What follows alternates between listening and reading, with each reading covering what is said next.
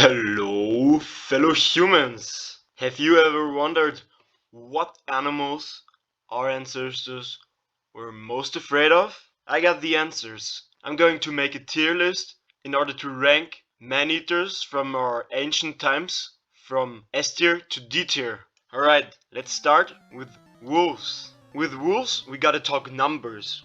Because a single wolf wasn't able to kill a single human, and a wolf pack wasn't able to kill a tribe of humans. But a pack of wolves was very capable of being a huge danger to some single humans. So, in some cases, wolves could be extremely dangerous for them. B tier. Second on the list, we got sharks. Well, sharks nowadays aren't very dangerous anymore. They're killing on average about 10 people a year, which is nothing actually. Maybe back then they were a little bit more dangerous for humans. I kind of doubt it, but because they look intimidating, let's put them at least in C tier. Okay, next off we got lions. I don't think I have to talk a lot about lions. They're just dangerous, they're lethal, and when you're living in areas where they can appear as well, all African native people are afraid of them. They deserve their spot on S tier. Next on the list, crocodiles and alligators. You may haven't been thinking about them a lot, but crocs and gators are deadly. Especially when you're living at some rivers where they are common, like the Nile, or back then in African water holes. Every time you had to gather water, you were at a constant danger of them just popping out of the water and doing the death wheel and just ripping out some of your limbs. They're deadly, but because they're pretty much limited to water, they only get a high A spot. Next are hawks. And you might wonder what the hell hawks are doing on this list. But let me explain. Back then, hawks could be dangerous, especially when they got piglets and they're protective about them.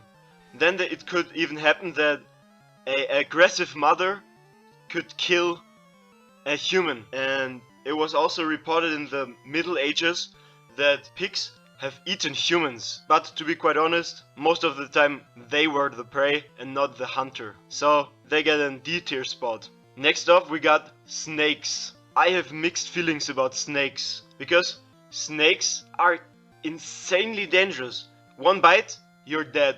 But more often than not, they don't bite us because they want to eat us, but because they want to protect themselves. Our ancestors must have been really aware about this, and I think it wasn't even that common that snake bites occurred, and it was even less common that snakes would eat humans because they're simply not tall enough. I don't think snakes deserve more than a B tier. Alright, let's move on. Bears. Bears are another animal that's worth talking about, because bears can be ruthless. Even against groups of sapiens, they can just charge in, and for single or unprepared humans, bears can even be more deadly. I think they deserve a high A spot. Now we got tigers. Tigers as well as lions are insanely dangerous, and very often they were after humans too. Without much talking, let's give them the spot they deserve.